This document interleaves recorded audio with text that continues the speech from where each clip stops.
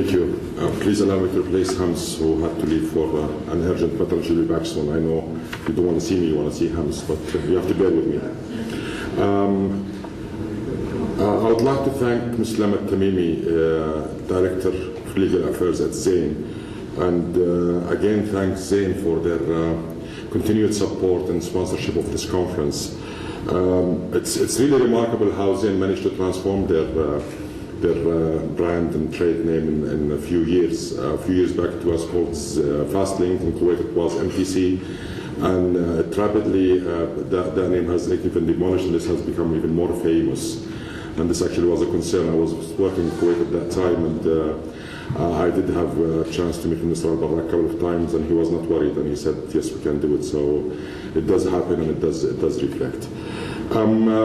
Before we break out for lunch, if we have any questions, if we have any inquiries that you would like to direct to Ms. Tamimi, please feel free to do so. In the meantime, I have a little suggestion before our Master of Ceremony comes back and before Mu'tasim comes in. May I suggest to merge the afternoon sessions into one session, and therefore we don't need to break out for 45 minutes, and then we can have one discussion panel at the end. I mean, we can decide jointly. I'm not just enforcing anything. I'm just only suggesting it. If you like, we can do that. It's a Thursday, and it's a long weekend coming up, and people want to really break out and leave. So we will decide that after we come back. Join us for lunch, which should be ready now, and we'll see you back at 2 o'clock here. Thank you very much. Thank you.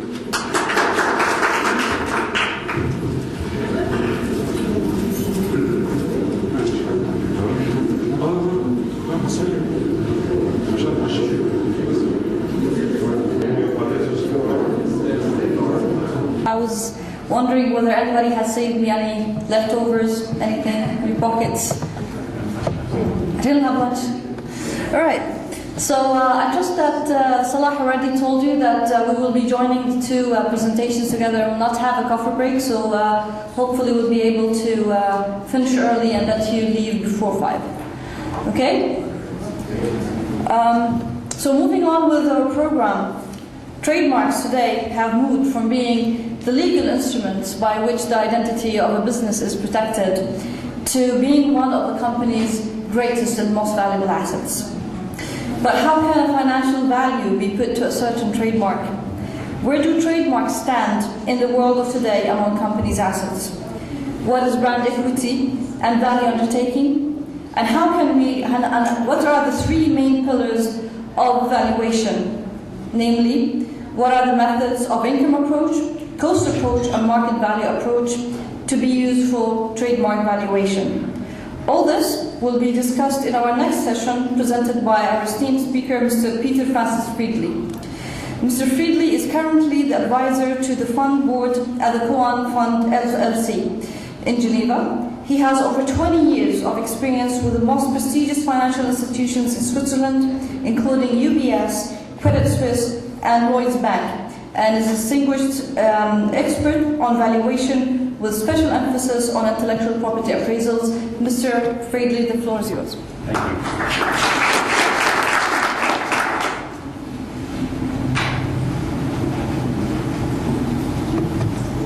you. Before I begin this presentation, ladies and gentlemen, I'd like to share with you a quote that was made by a man. We probably don't even remember him anymore because it was so long ago he made that quote. I'm sure nobody will remember it, but here we go.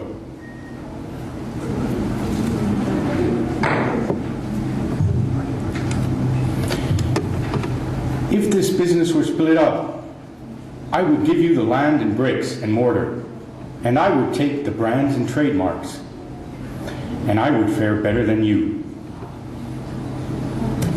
Implicitly, we can see at the time the person had already made the connection between trademarks and business value. This was John Stewart, circa 1900, so that's 112 years ago. The brand, we all know it today.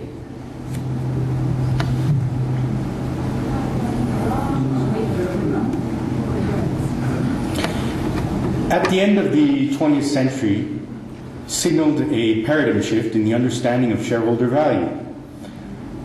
Until then, tangible assets were viewed as the main source of business: production assets, land, and buildings. The value of a tangible asset, intangible assets such as trademarks was really unclear. In this presentation, I'd like to share with you the where, what, why, how, and when of valuation of trademarks. We'll start with where are trademarks? What is brand equity? The value of trademarks, the valuation of process. Trademarks, 3 pillars to valuation. Where are trademarks? I'm sure, if you're not a business person, you probably wonder where in a balance sheet they are. Well, if you look at a balance sheet, you have assets, liabilities, and equities. And you can split this up a little bit further, and you can have non-current assets and current assets. Current assets means liquid assets. Non-current assets means non-liquid assets. Now, if we go a little bit deeper, we look at non-current assets, we have invested securities, land, building, machines, goodwill, and yes, intellectual property. In intellectual property, if we further drill down, you have many different elements. You could have patents, copyrights, and yes, trademarks that are an asset. And this asset, in fact, we call it brand equity.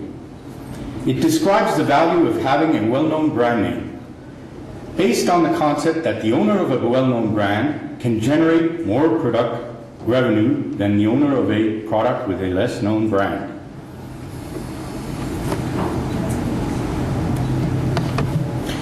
When we talk about brand equity, you have 3 dimensions to measurement.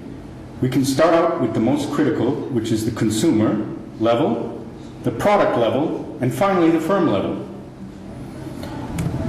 When we look at the firm level, you start with market capitalization, which is really, very simply, volume of shares times market price.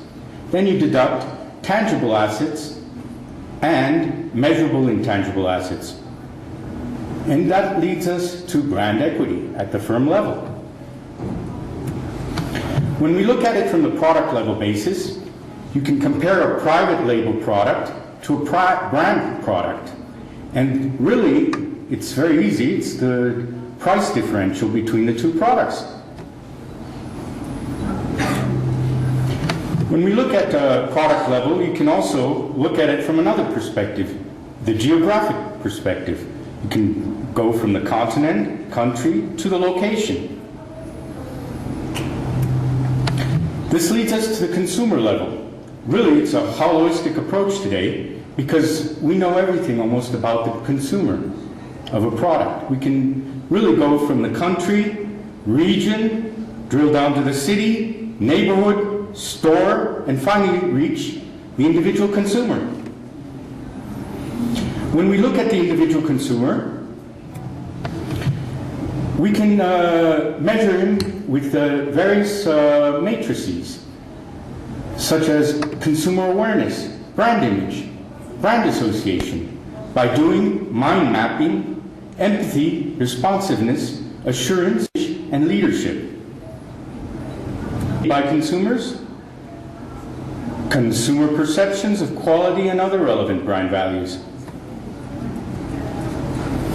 This leads us to brand equity. The purpose: assemble, promote, fund, and drive forward a product portfolio for strategic and financial returns.